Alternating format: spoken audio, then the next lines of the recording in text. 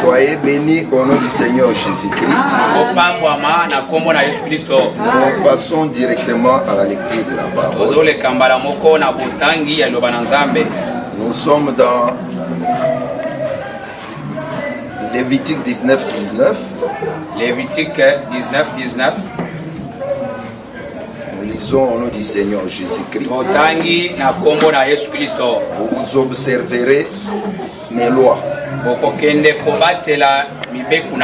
Tu n'accoupleras des bestiaux de deux espèces différentes.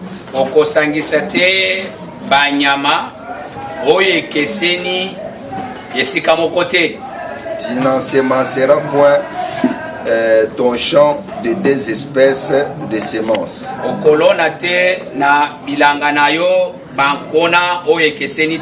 Et tu ne porteras pas un vêtement tissé de deux espèces de fils.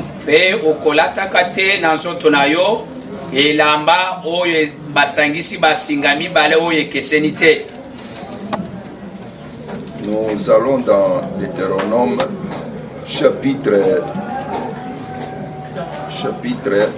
22 verset 9. Deutéronome 22 9.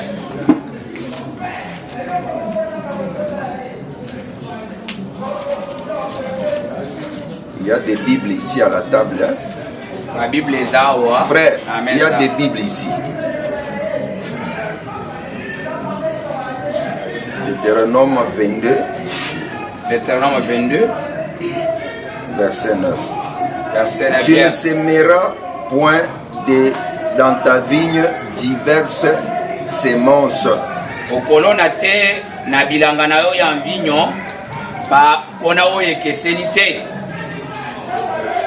De peur que tu ne jouisses ni du produit de ce que tu auras semé, ni du produit de la vigne. Kona oyo okei kolona ata kona oyo euti na bilangana ya vinyo te. Nous allons dans Matthieu 13. Matthieu 13. Là nous lisons à partir du verset 36. Verset 36. Alors il renvoya la foule et entra dans la maison. Ses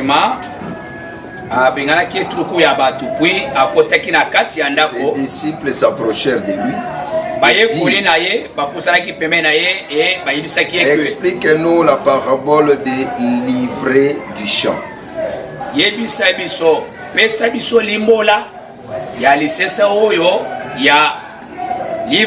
répondit: celui qui sème la bonne semence, c'est le Fils de l'homme.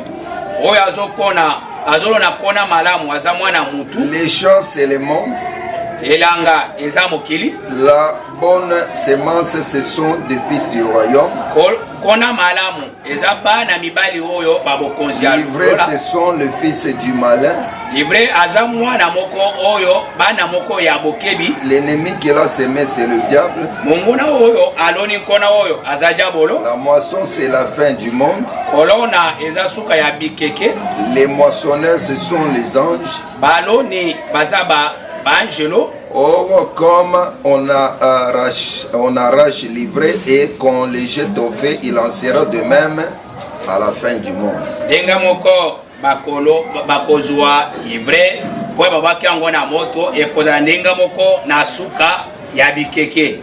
ils les jetteront dans la fournaise ardente,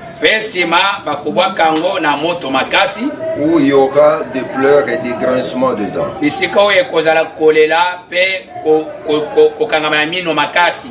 Et alors les justes resplendiront comme les soleils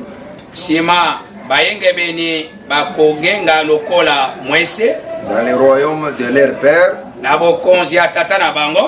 Que celui qui a des oreilles pour entendre, entende.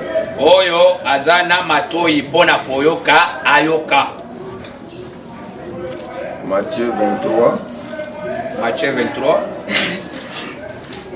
à partir du verset 24, conducteur aveugle qui coulait les nous pouvons passer. Malheur à vous, scribes et pharisiens. 25. Hypocrites.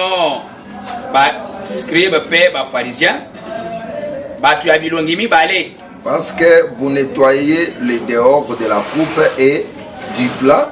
Et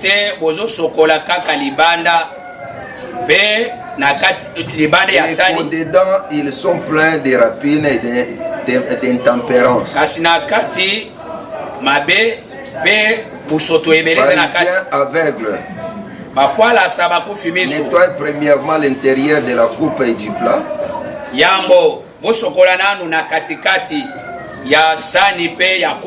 Afin que l'extérieur aussi devienne net. Malheur à vous, scribes et pharisiens hypocrites. Parce que vous ressemblez à des sépulcres blanchis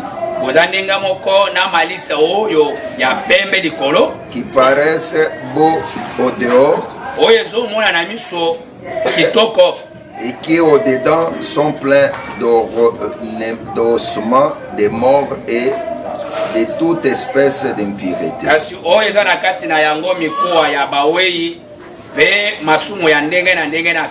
Vous de même au dehors, vous paraissez juste aux hommes, mais vous êtes plein d'hypocrisie et d'iniquité.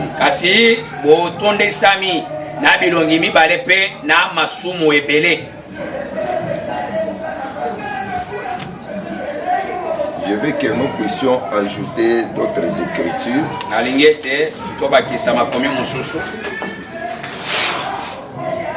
Nous pouvons prendre Matthieu 16, verset 12.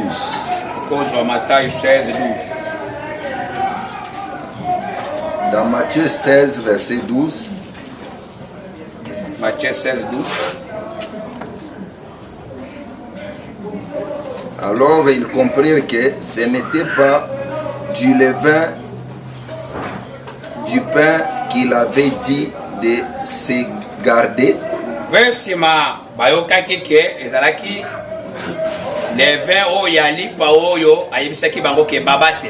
mais de l'enseignement des pharisiens et des sadducéens.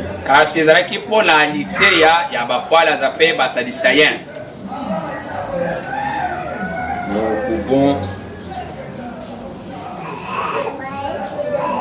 pouvons aussi lire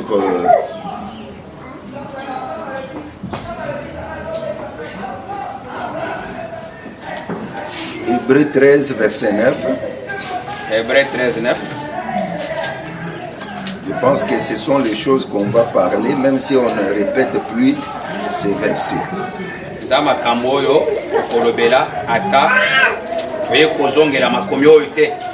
Hébreux 13, verset 9, nous lisons encore au nom du Seigneur Jésus-Christ.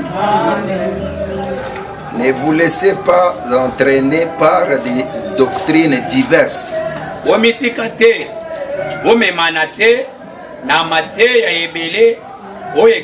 et étrangères.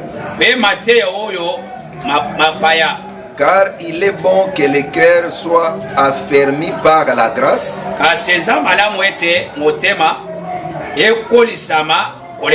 et non par les aliments qui n'ont servir de rien à ceux qui s'y sont attachés.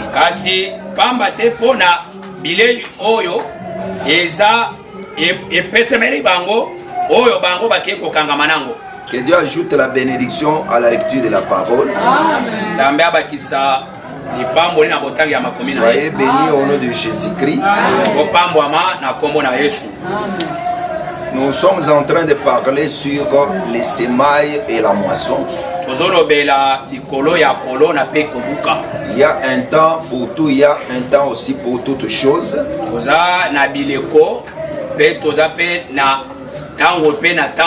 y a un temps de faire les champs. On peut remuer la terre, ôter les pierres, et semer. Il y a un moment de sarcler. Et selon Paul, lui nous a dit ceci. Il a dit que si moi j'ai planté, Apollos a arrosé. Il y a celui qui plante. Il y a un temps de planter. Il y a aussi un temps d'arroser. Quand on arrose, c'est pour que ce qui était planté puisse germer, puisse grandir. Mais il y a aussi le temps de récolte, ce qu'on appelle la moisson. À ne pas oublier que ce qu'un homme aura semé, c'est ce qu'il moissonnera. Il y a plusieurs sortes de semer. Semer, c'est prendre un grain, l'enterrer pour que ça puisse germer et se reproduire.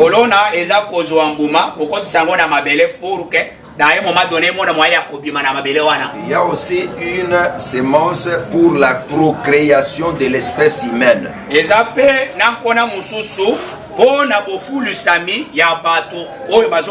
semailles par rapport à la procréation existe aussi.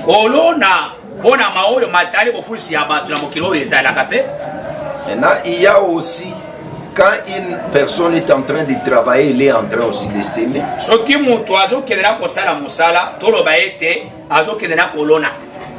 Veuillez garder les enfants. Il y a aussi un moment de récolte, c'est lorsque tu reçois les salaires.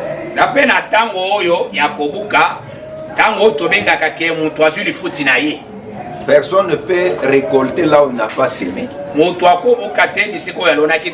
Parce que l'insensé économe, on lui avait déjà donné des semences. On a semé en lui, on lui a donné un talent. Mais lui n'a pas compris qu'on a semé. Quand on te donne les moyens, c'est-à-dire on a semé aussi en toi.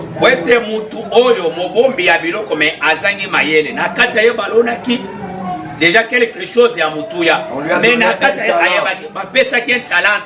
Dieu nous bénisse.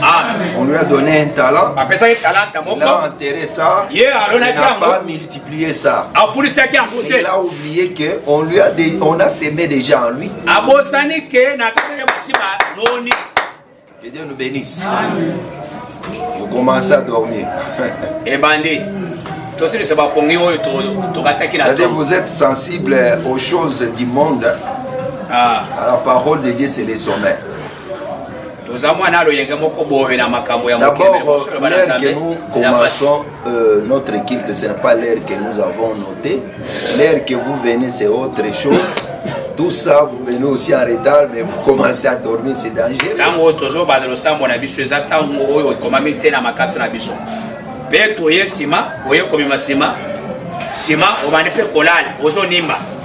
Nous disons ceci. La sémence, c'est lorsqu'on lui a donné aussi un talent. Au lieu de multiplier cela, mais lui s'est assis sur son talent. Dans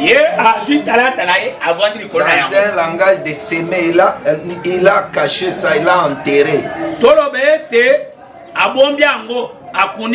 Il y a la différence entre semer et enterrer.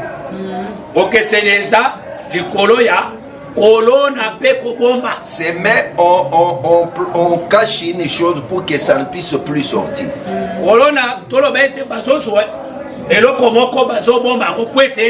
Mais semer, on doit semer dans les cœurs de la terre pour que la chose puisse se reproduire. Mais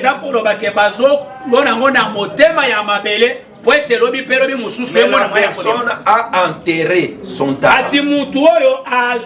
Il a tué son talent. Il a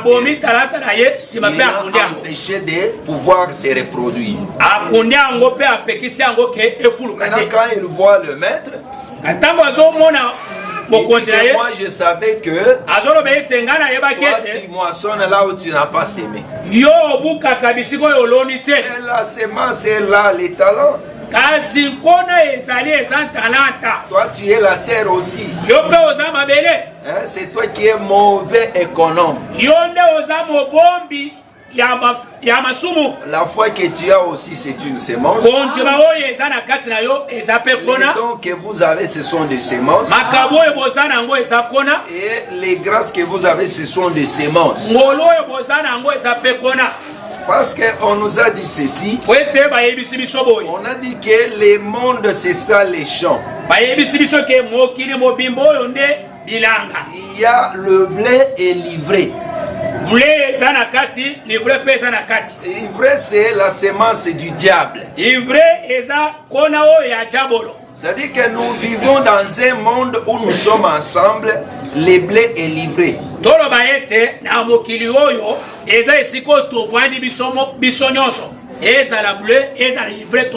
Maintenant, la vie du livret se manifeste chez l'ivraie et la vie du blé, c'est propre au blé.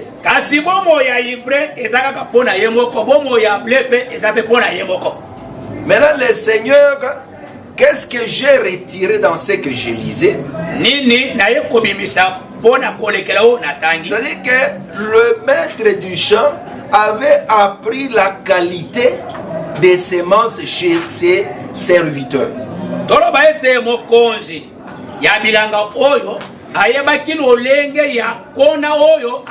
Nous savons bien que le serviteur, depuis la création, nous avons dit que Dieu n'avait pas créé seul. Dieu a créé avec ses attributs. Parce que tous les attributs étaient en Dieu. Il était un Dieu Père, un Dieu Mère. Il était un Dieu laboureur.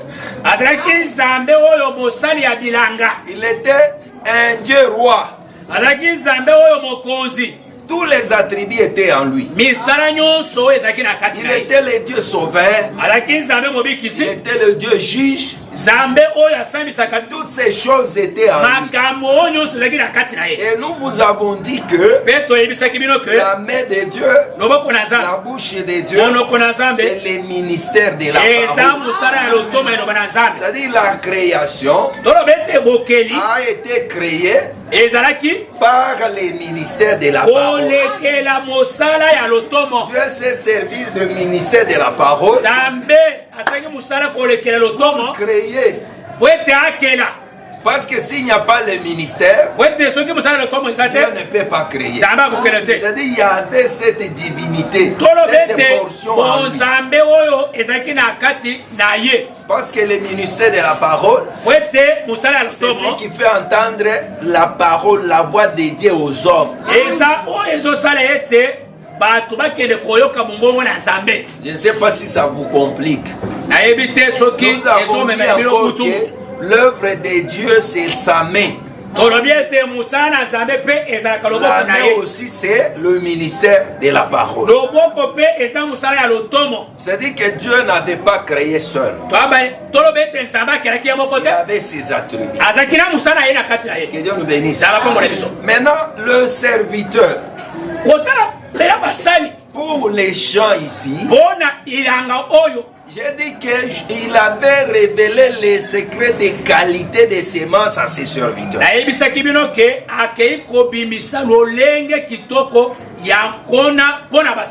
Parce qu'un ministre de Dieu, il est déjà un sacrifice. Parce que quand je lis Romains, chapitre 12, verset 1, qu'est-ce qu'on dit? Chapitre 12, verset 1. Je sais ce que je vais toucher là. On dit que je vous exhorte, frères, donc, par la compassion de Dieu, à offrir vos corps comme des sacrifices saints agréables à Dieu, vivants, saints agréables à Dieu. Ce qui sera de votre part un culte raisonnable. osangana ya mayele. Mais on dit que ne vous conformez pas au siècle présent. Kasi bazoloba ete bomi kokisatena na Mais makambo ya soyez biteke oyo. transformés par le renouvellement de votre intelligence. Kasi bozala batu oyo bozali Afin renouveler na boyebi na que bino. vous discerniez quelle est la volonté de Dieu, Ete boyeba kososola ce qui est bon, agréable et parfait. oyo eza malamu oyo ezali solo. Que Dieu nous bénisse. Na bango biso. La sagesse a pour demeure Mayele ezalaka na evande nango les discernements. kososola. Que Dieu nous bénisse. Amen. Là, c'est Proverbe 8. Wana toza na Masese. Proverbe 8, verset 12. Masese 8 verset 12. La Bible dit que moi, la sagesse, Alobi ete ngai mayele j'ai pour demeure les discernements. naza na evandeli na nga kososola. Et je possède la science de la réflexion. Mpe na kati na nga nazali na boyebi ya kokanisa. Et moi, sagesse, Toloba ete ngai mayele j'ai pour demeure naza na evandeli na nga les discernements. kososola. Et j'ai la science, Mpe naza na boyebi je possède la science des réflexions. nazali na kati na nga na boyebi ya kokanisa. Qu'est-ce que je veux dire par là? Nalingi naloba nini? D'abord, un enfant de Dieu Yambo mwana na Nzambe doit avoir les discernements. esengeli na kati na ye bososoli ezala. On commence par un enfant de Dieu. Tozobanda na nyonso Un kolekela mwana enfant Nzambe. de Dieu doit Mwana avoir Nzambe les discernements. esengeli na kati na ye kososoli ezala. Et surtout, on dit quoi? Mingi bazoloba Il nini? doit discerner Bazoloba ke asosola quelle est la volonté de Dieu. nini Nzambe alingi ye Dans tasa. ce que tu fais, Na nyonso quelle ozosala est la volonté de Dieu? nini Nzambe alingi. Le modèle de Dieu, c'est sa volonté. La qualité de Dieu, c'est sa volonté. Lolenga ya Nzambe ezali volonté na ye. Si tu es un enfant de Dieu, la première des choses, c'est de vivre selon la volonté de Dieu. Soki oza mwana Nzambe likambo ya liboso eza kotambola olenge Nzambe alingi. Quand il y a le discernement, Ntango ozala kososola le renouvellement de l'intelligence, mpe makanisi na yo ça doit te donner à discerner quelle est la volonté de Dieu. ezopesa yo lolenge kani ya kososola nini Nzambe Ce alingi, qui est bon, nini eza kitoko, ce qui est agréable nini Nzambe et akondima, ce qui est parfait. mpe nini oyo eza kitoko. Un enfant de Dieu ne tâtonne pas. Mwana Nzambe atebukaka te, Il sait ce qui est bon, ayebi oyo eza malamu, ce qui est agréable oyo Nzambe azondima, et ce qui est parfait. mpe oyo Nzambe alingi ete azala. Maintenant, à combien plus forte raison les serviteurs de Dieu? Mena na rezo nini kolekela basali na Nzambe, Les serviteurs de Dieu que nous appelons les gardiens du champ, basali na Nzambe oyo tozobengaka babateli ya bilanga, les ministères de la parole. mosala ya lotomo. Comme ils sont tirés aussi des enfants de Dieu, Lokola babimisi bango na kati ya bana parce Nzambe. qu'aucune personne ne peut devenir ministre de Dieu s'il n'est pas né de nouveau. Amen. Mutu ata moko te akokoma mosala ya lotomo te soki abotamelo ya sika te. Comme vous voyez, devant ici, on ne fait pas passer n'importe qui. Liboso awa tokolekisa mutu nyonso pambapamba te. Parce que si nous suivons bien, Po ete soki tolandeli même malamu, pour chanter, on doit suivre. Est-ce que ces frères qui chantent ici sont convaincus? ata mpona koyemba tokotula ndeko oyo azoyemba Est-ce oyo que la sœur qui chante ici asa est abongoli convertie? motema na ye, abongoli C'est motema comme na ye. ça dans la doctrine des apôtres. Yango nde na kati ya lilakisi ya batoma ya mokutu. Elle s'est convertie où? Par Mutu quel oyo enseignement? atikaki masumu wapi? Mutu oyo abongolaki motema wapi? Une personne qui s'est convertie en Zambé Malamu, ici, nous les considérons comme païens toujours. Mutu oyo bapese libatisi ya mai na Nzambe malamu.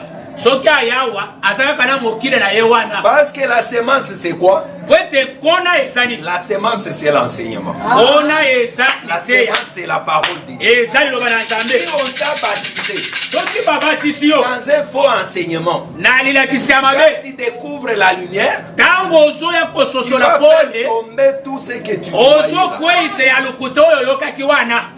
Parce que si on t'avait baptisé dans la foi où on dit que la femme peut avoir le ministère de la Soki femme, babatisaki yo na konjomo oyo bazoloba ke mwasi mpe akoteya, la femme peut diriger. mwasi mpe akokamba. Il y a une sœur qui dont on me donne les témoignages. Il est parti en voyage. Son pasteur a vu comment elle prêche bien.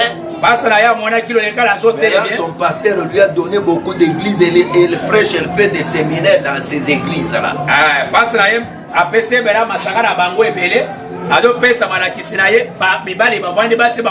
Une femme qui prêche, elle est anathème.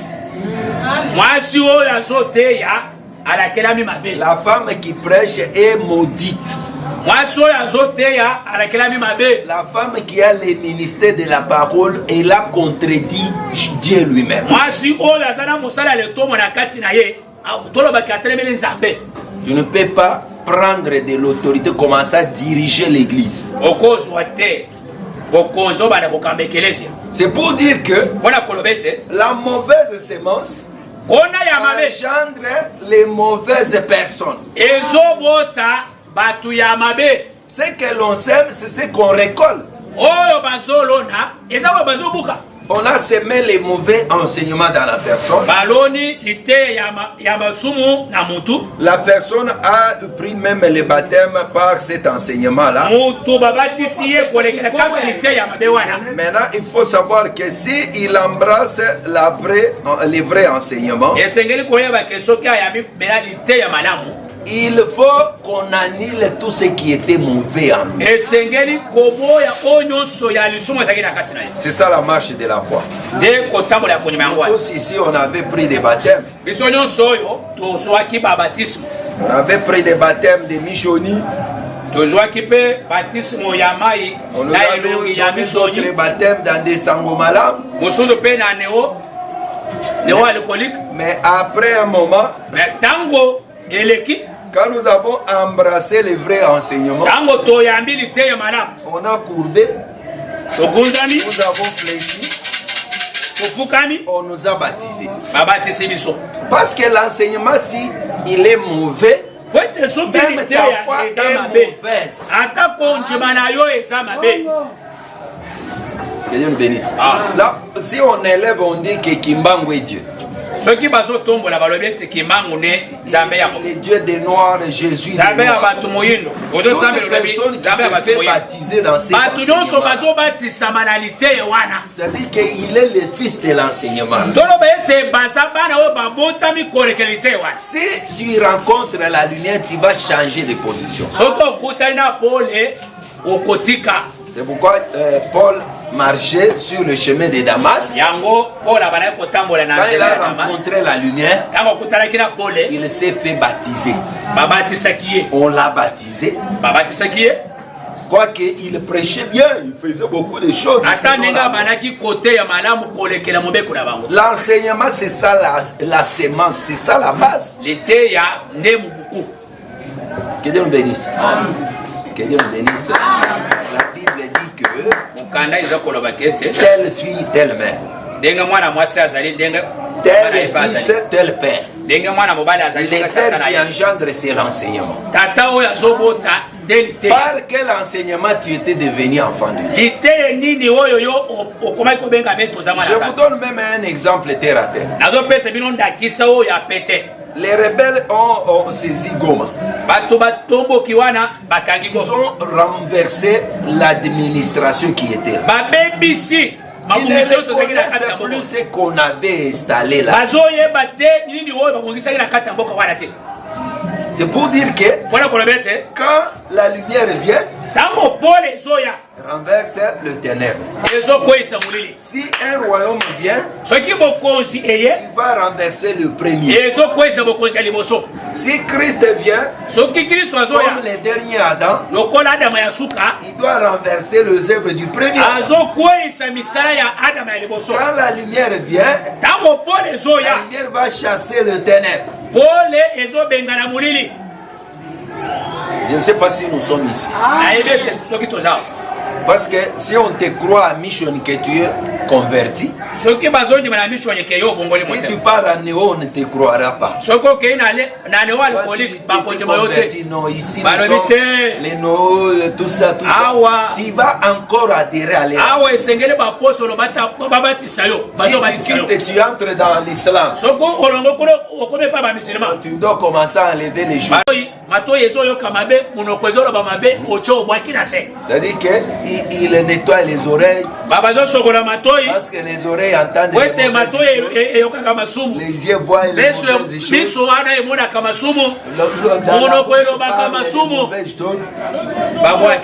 Il est partout. Maintenant, les péchés viennent d'où? Les péchés viennent du cœur. Ce qu'il faut nettoyer premièrement, c'est le cœur. Le cœur est plein de péchés. Mais tu vois que la personne fait des gymnastiques.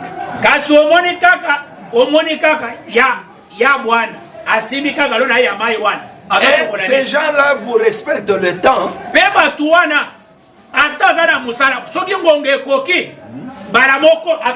C'est pourquoi Assemblée des saints de l'unité résidentielle. Mettons du sérieux à ce que nous faisons. Frères et sœurs, je vous interpelle, mettons du sérieux à ce que nous faisons.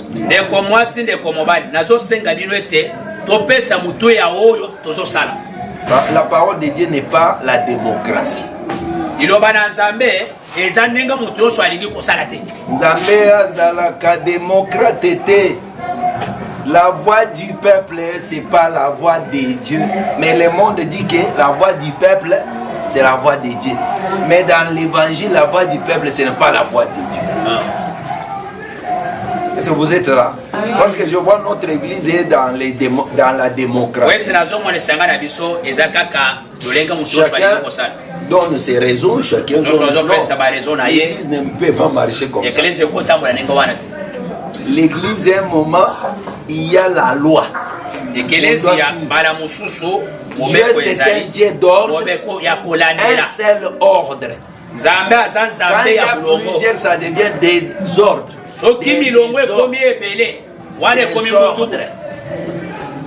faut qu'on ait un ordre. Que Dieu nous bénisse. Nous sommes dans une église où tout le monde fait comme il veut. L'église doit être plus que même la tour de Babel. Parce que les gens de tour de Babel, la même langue, les mêmes mots. Pour aller de l'avant, nous devons avoir une même langue et des mêmes mots. La langue, c'est la parole. Les mots, ce sont les interprétations de cette parole.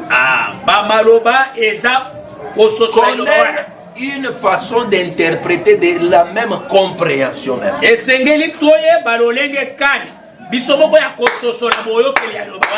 Que Dieu nous bénisse. Est-ce que vous êtes là? C'est pourquoi Dieu a regardé. Il dit que non. Ces gens ici de la tour de Babel, ils s'opposent à mon ordre. On avait dit qu'aller partout. C'est la terre salée, du nord au sud, à l'est et au ouest. Mais eux se sont opposés à ce que Dieu a dit. Ils commencent à construire la tour vers le haut. C'est pourquoi je vous dis que les immeubles, les gratte-ciel, les étages là, c'est la pensée de la tour de Babel.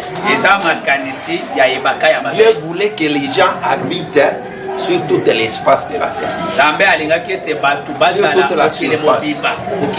Mais qu'est-ce qui s'est passé? Il y a des oppositions contre la pensée de Dieu. C'est pourquoi Dieu a regardé. Il dit, mais qu'est-ce qui leur donne la force? Ils ont la même langue et les mêmes mots. que dans notre église, nous avons la même langue? Avons-nous les mêmes mots? La Bible dit que si votre piété ne surpasse pas la piété des pharisiens, je vous dis, on annonce dans une église que nous allons manger les légumes tous les mois et vous voyez tout le monde adhère.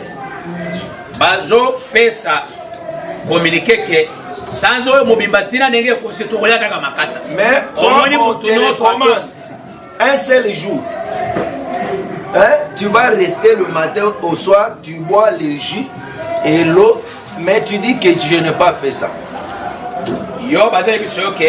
On n'a ni la même langue, on n'a ni les mêmes mots. Vous ne considérez pas ce qu'on vous recommande. C'est-à-dire que quand tu oublies déjà, ça veut dire que la chose là n'était pas intéressante pour toi.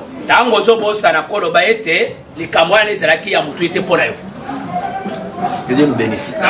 Est-ce que vous nous comprenez bien? Et la pensée, c'est aussi la sémence. La nature de l'homme, c'est son esprit. L'homme, c'est l'esprit. Les souffles du Tout-Puissant qui procure de l'intelligence. C'est pourquoi nous n'avons pas les problèmes de l'apparence seulement. On dit que ce n'est pas ce qui entre qui suit, c'est ce qui sort du cœur. Parce que dans les cœurs, il y a la méchanceté, il y a l'hypocrisie, il y a la haine, c'est le cœur. Commence par nettoyer le cœur.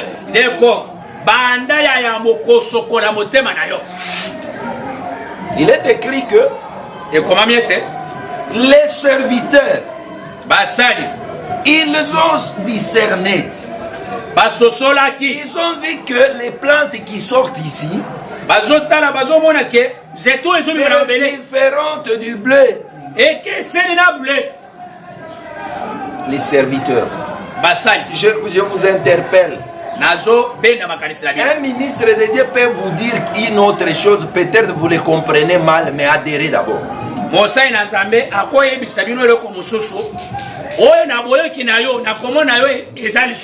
que dans notre église, je vois que vous ne saisissez pas même ce que nous vous disons. Moi, comme fils de prophète, moi, je vois une chose. Je dis que les jeux de perte de piles ici, je vois quelque chose qui me sépare. Mais vous pouvez interpréter mal. Mais pour finir l'accomplissement de ce que j'ai fait.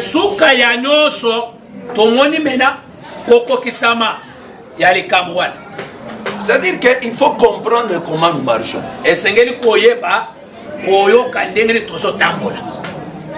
Regardez qu'ils ont discerné que les blés, ça ce n'est pas les blés, ça ce n'est pas les blés. Un enfant de Dieu doit reconnaître un enfant du diable. Même si un homme vient pour te prendre en mariage, mais il vient pour le motif de péché, tu vois, un enfant de Dieu doit discerner. Tu ne peux pas dire que non, tu es déjà grosse, là tu commences à dire je ne savais pas, mais toi enfant de Dieu, comment tu es allé jusqu'à tomber enceinte? Ata motoazo ya poazo na libala soki oza mwana nzambe okososola eza koloba te ke osi otondi ole otondi oza koloba ke nayebaki te ke komela kinga ndenge oyebaki te ndenge. Les serviteurs ont discerné que basali basosoli ete ça c'est déjà l'ennemi. Oyo eza nde munguna. Nous devons arracher. Esengeli tolongola topikolango. Mais selon la loi de l'amoureur Jésus, il est rendu que nous allons veiller sur les blés, nous veillons sur l'ivraie. Mais à la moisson, c'est là où il y aura des problèmes. Nous vous faisons comprendre que on connaîtra un arbre par ses fruits. Si un enfant de Dieu commence à se comporter mal, nous voyons qu'il y a déjà une mauvaise semence. Moi je sais, j'ai déjà reçu beaucoup de gens ici. Une personne peut venir pour le profit seulement. D'abord, une personne qui vient pour le profit, il peut vous embrayer. Vous l'appréciez plus que même tous les gens qui sont. Il y avait un frère ici. Il est venu. Quand tu viens à l'église, tu le trouves en train de lire la Bible. Je suis très content. Je l'ai beaucoup apprécié. Il commence à me poser des questions. J'ai déjà répondu. Mais à un moment, je vois la facette commence à changer. À un moment, il commence à disparaître. La disparition. Je n'ai pas les chaussures. Je n'ai pas ça. On a fait l'effort. On a acheté les beaux catchs. On lui a donné.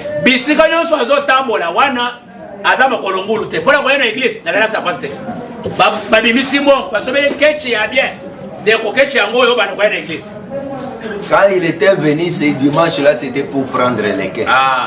Il a pris jusqu'au dimanche.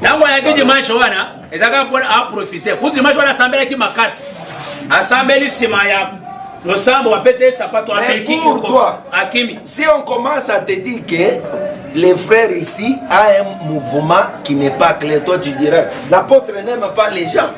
Il faut tous aller béler. L'apôtre non. Il faut discerner les esprits.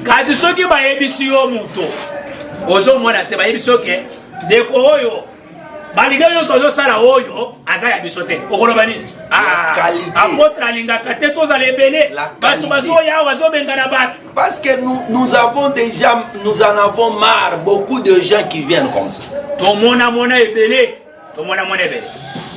Les serviteurs dédiés. Tu vois une personne, je dois prêcher, je dois faire ça. Non. Il y a quelque chose. Il y a un interprète qui a disparu. Un interprète qui a disparu. C'est-à-dire que peut-être il y avait quelque chose que lui. Mais s'il voit que la mission ne tient pas, comment on empêche que les garçons n'entrent pas?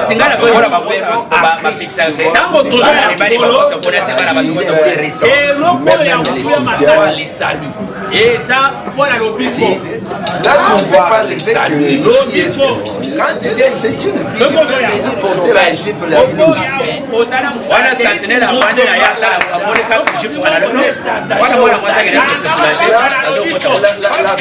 Les garçons là, c'est l'édition terrestre était suivie.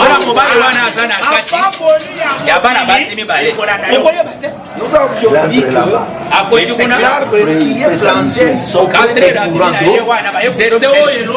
La fille aussi peut porter des pantalons. C'est fait, c'est flétri jamais. L'hypocrisie a toujours la dans la journée. Tu es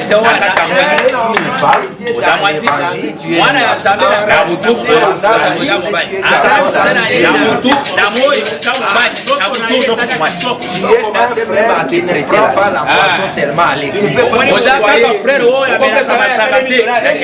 À la maison, pas d'argent.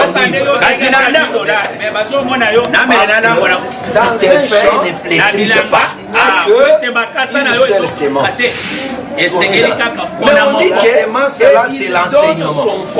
L'enseignement, c'est la doctrine. On n'aura pas en sa saison diverses espèces des semences ne peut pas se convertir au même jour. Quand on a lu Matthieu 16, 12, avec le baptême, on dit que Jésus parlait, je réserver des enseignements des pharisiens. On a déjà aussi compris comme toi tu as compris. Un pharisien, c'est un hypocrite. Il sait bien lire la loi de Moïse. Là, c'est la formalité des baptêmes. Donc, on ne pas ça.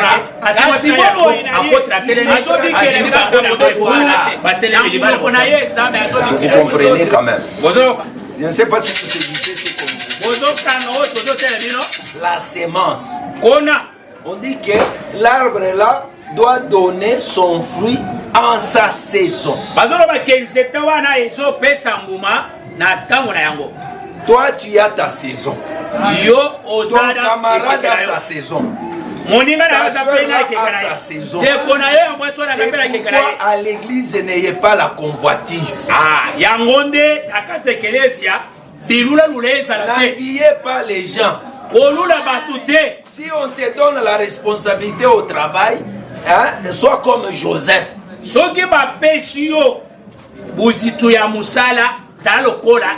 Joseph, qu'est-ce qu'il fait? Il retient d'abord la loi de son maître. Il a la loi de son maître et la loi de son Dieu. La loi de ses parents. Il dit que mon maître ne m'a empêché de régner sur tout ce qui est. Tout ce qui est dans ma maison, dans la maison, est à ma charge. Mais une seule chose qui n'est pas à ma disposition, c'est toi sa femme. Est-ce que vous comprenez? Il faut faire la part des choses. Même si ton maître t'aime comme, si sa femme commence à t'envier, non. Dis-lui que toi tu es un champ d'autrui, un champ fermé, un champ qui appartient à une seule personne. C'est Joseph qui a dit que je ne peux pas commettre les crimes contre mon maître, contre mon Dieu. Est-ce que vous comprenez comment un enfant de Dieu marche? Un enfant de Dieu n'est pas une personne de convoitise, d'envie, amour de l'argent. Que Dieu nous bénisse. La sémence. La sémence, ce qui tue les gens aujourd'hui, c'est leur cœur. Les cœurs ont des émotions, des convoitises. Et moi je te dis, tout homme est toujours l'homme. L'homme est l'homme, la femme est la femme. Si vous comprenez, l'homme est l'homme. Tu ne verras autre chose d'extraordinaire. Si tu as ton mari, garde ton mari. C'est comme ça que les hommes sont. Si c'est comme ça que les femmes sont. Quelle que soit l'albinos, la blanche, la métisse, la femme reste la femme.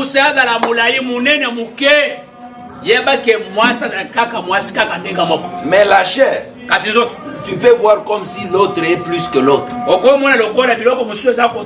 C'est à la fin de toutes choses que tu te rendras compte. Je ne vois rien d'extraordinaire. Parce que Dieu a créé une seule femme et un seul homme. Nous sommes l'image d'un seul homme. Vous êtes l'image d'une seule femme. C'est pourquoi la Bible dit que dans les seigneurs, il n'y a aucun homme sans la femme. Il n'y a aucun homme sans la femme. ezana mutu ata mobali moko te oyo azangi mwasi te. Il n'y a aucune femme sans l'homme. Eza mwasi moko te oyo azangi mobali. Même si tu es célibataire, ata oza ta muzemba femme est là.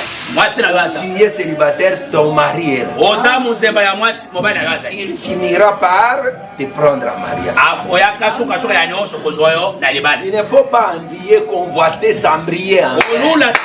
Kolula te zamba zo ko losambo na ngate. C'est pour dire que les serviteurs connaissent les qualités. Basali bayebi lo lenge. D'ailleurs, Matthieu, Proverbe 22, 6, on dit que apprend à l'enfant la voie qu'il doit suivre. Quand il sera grand, il ne s'y égarera jamais. Proverbe 22 balobi ke la kisa mwana nzela kani akotambola. Tango akokola akoyeba kolunga na nzela wana te. L'enfant doit suivre l'enseignement de son père. Mwana esengeli alanda lite ya tata na ye. Le ministère de la parole est aussi Musala ya lotomo ezape tata. le ministère de la parole est aussi mère. Musala ya lotomo ezape mama. Le ministère de la parole est aussi un enseignant. Musala ya lotomo ezape mulakisi. Un maître pour toi aussi. Ezape mokonzi pona yo. C'est pour te donner un modèle. Pona kopeso lo lenge ya kosalela. Un enfant de Dieu doit avoir un modèle. Mwana ya nzambe esengeli azana lo lenge. C'est pourquoi on dit que dans un champ, Yango bazolo bete on ne na peut bilanga. pas trouver des semences. Bakokuta te lo lenge mibala ya kona te. Il s'agit de quel champ? Bilanga nini? C'est dans l'enfant de Dieu d'abord. Na kati ya mwana ya nzambe yambo. Un enfant de Dieu comme champ, Mwana ya nzambe lokola bilanga. les champs là doivent être remplis d'une seule semence. Bilanga wana esengeli ezala ya kotonda na La bakona. semence, c'est l'enseignement. Kona eza La ilakisi. semence, c'est la vie. Eza bomoi. La semence, c'est la doctrine. Eza pe ilakisi ya batoma. La doctrine, c'est ça la base de l'enseignement. Liteya ya mobuku nde basa ya lilakisi. C'est pourquoi même si tu pars à Kimbangu, Ata soto kena kimbangu. même si tu opères des miracles ici, Ata ozo sala bikabu là-bas sia. tu vas encore te reconvertir. Una soto komi kuna kovanda sima ya batu nyonso. Pourquoi leur enseignement, ce n'est pas ce que tu as appris. Wete lo lilakisi na La bango foi est eza oyo yo liée à uzite. l'enseignement. Ah, konjima ezo sangisa kaka na lilakisi. Ce qui doit nous rassurer que non, ces frères ici, cette sœur ici maintenant, c'est l'enseignement. Quand tu es engendré maintenant à l'enseignement. Oyo ekotu sebiso ke ndeko mwaso ndeko mobali oyo eza kaka lilakisi. Aidez-moi avec les mouchoirs là. Merci. Que Dieu nous bénisse. Ah. Est-ce que nous sommes ici? Amen. On dit que Moïse a dit que vous observerez la loi. Mose aza koloba ke boko batela mobeko. Parce que s'il y a déjà des semences, Wete soki bakone mibale baza. je vous ai dit que ce sont les choses spirituelles. Nayebisi bino ke eza makambo ya molimo. Parce que moi j'ai déjà vécu. Wete ngai na sina On était à bekela Sakanya. tozalaki na sakanya. À Sakanya, les parents avaient acheté les champs. Na sakanya Il y avait baboti des gens basomaki bilanga. qui faisaient des champs pour nous. Ezalaki bato babali kosala biso bilanga. Ils sèment les maïs, Bazolona masangu, les arachides, nguba, en même temps le matembele ici pour les plantains, c'est les patates plutôt. bamatembele banaki kolona yango. Mais je voyais, Kasi banaki komona on sème les arachides, bazolona on banguba, sème les maïs bazolona masangu, et le patate là, pe na matembele wana. ça grandissait Ye banaki et kokola, on récoltait. pe bazobuka. Maintenant quand j'ai lu l'écriture, Kasi tango mena nazotanga quand kakomi, je médite, tango je nazokanisa, comprends que quand on parle de ça, nazolo ce n'est koyoka ke tango pas bazoloba mpona oyo. forcément les champs de ce monde. Eza kaka bilanga ya mokili oyo te. Les champs qui doivent concevoir qu'une seule semence, Bilanga oyo ekozala kaka na kona c'est moko. l'enfant de Dieu. Eza mwana nzambe. Que Dieu nous bénisse. Amen. Les champs là, c'est toi, enfant de Dieu. Bilanga wana eza yo mwana L'enfant nzambe. de Dieu ne peut pas avoir des facettes. Mwana nzambe akozala bilongi mibale te. Un enfant de Dieu doit être clair. Mwana nzambe esengeli azala mutu ya makambo Un enfant de Dieu ne peut pas garder les péchés mwana nzambe akobatela lisumu na motema na ye te comme des richesses. lokola bomengo. Non. Oh Seigneur, qu'est-ce que je dois faire pour avoir la vie éternelle? Qu'est-ce qui est écrit dans la loi? Tu aimeras ton père et ta mère. Il récite. Comme dans les églises de Saint, nous avons beaucoup de frères qui récitent. Moi j'ai constaté beaucoup de frères qui se disent des assemblées de saints.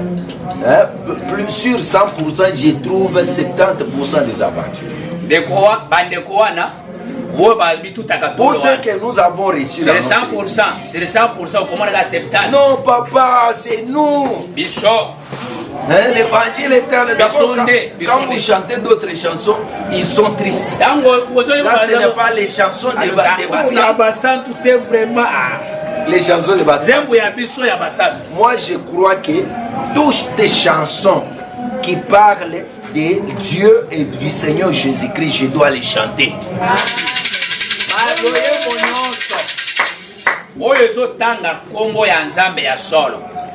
D'ailleurs, il y a beaucoup de chansons que les gens, il y a beaucoup de chansons falsifiées seulement, modifiées. Ce qui est bien, c'est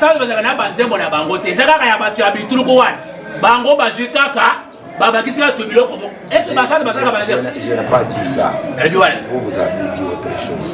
J'ai dit que la plupart des chansons, ce sont les anciens cantiques qu'on a modifiés. Mais les saints ont leurs cantiques. On n'a pas modifié ça. Que Dieu nous bénisse. Il y en a beaucoup.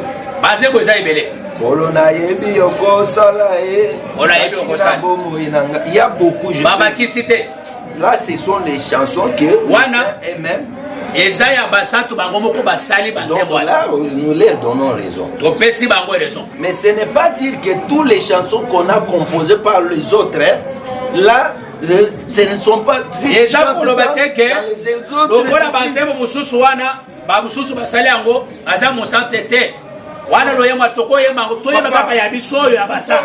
entendons pas nos cantiques.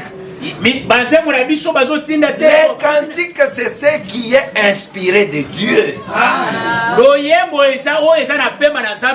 Ce qui n'élève pas l'idole. Ce qui n'élève pas l'homme de ce monde. C'est un cantique à chanter. Dieu fait grâce à qui il veut. Que Dieu nous bénisse. Est-ce que vous êtes ici? Il y a des chansons que les saints ont composées. Il y a aussi des chansons que les saints ont modifiées et les autres qu'on a composées les autres. Parce qu'il y a les frères de Zé la mère et les sœurs de Zé la mère.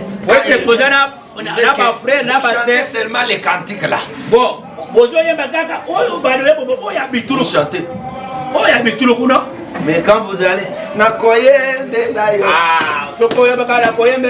c'est les pharisaïsmes. Dans la cantique, il faut suivre les messages. Si le message de les cantiques est bon, je dois chanter, je dois danser. S'il y a un mauvais message là, je ne chante pas. Parce que c'est Dieu qui fait grâce à qui il fait. Que Dieu nous bénisse. Est-ce que j'ai parlé de quelque chose ici? Vous m'avez saisi bien. Laissez la mer. Et soit papa. Non, ce n'est pas les chansons des saints. Parce que quand on dit que Jésus est ici, Jésus est ici. Est-ce que on chante mal? Ah, ça ce n'est pas notre cantique. Ça, papa. Papa yo zali morongi ezaka basa. Est-ce que ça m'appelle à son quand les chansons ont les bons messages, on doit chanter ça. Quand il n'y a pas les messages qui témoignent Christ, on les rejette. ezali na maloba oyo te ezotatola Kristo tokotika. C'est pourquoi Moïse yango Mosa a insisté, Dieu lui a dit, vous observerez les lois. Dans un champ, point de semaine, il ne faut pas avoir de semences. La facette d'un enfant de Dieu doit être une seule. La nature d'un enfant de Dieu, une seule. Pendant la journée, je savais d'autres frères, comme on empêche que les garçons n'entrent pas là-bas,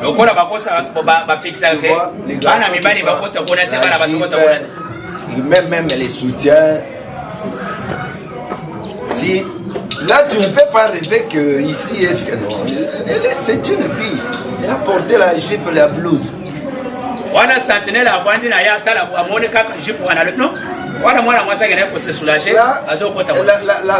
Les garçons là peuvent être au milieu de deux filles. Hein. Comme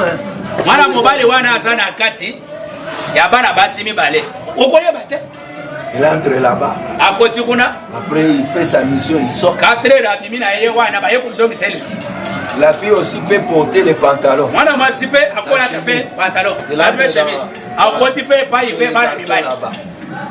L'hypocrisie. Pendant la journée, tu es une femme, la nuit tu es un garçon. Pendant la journée tu es garçon, la nuit tu es une fille. Tu es un frère qui ne prend pas la boisson seulement à l'église. Mais à la maison tu t'enivres. Dans un champ, il n'y a que une seule sémence.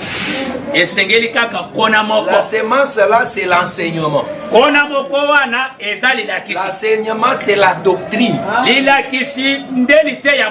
On dit qu'on n'aura pas diverses espèces ou des semences.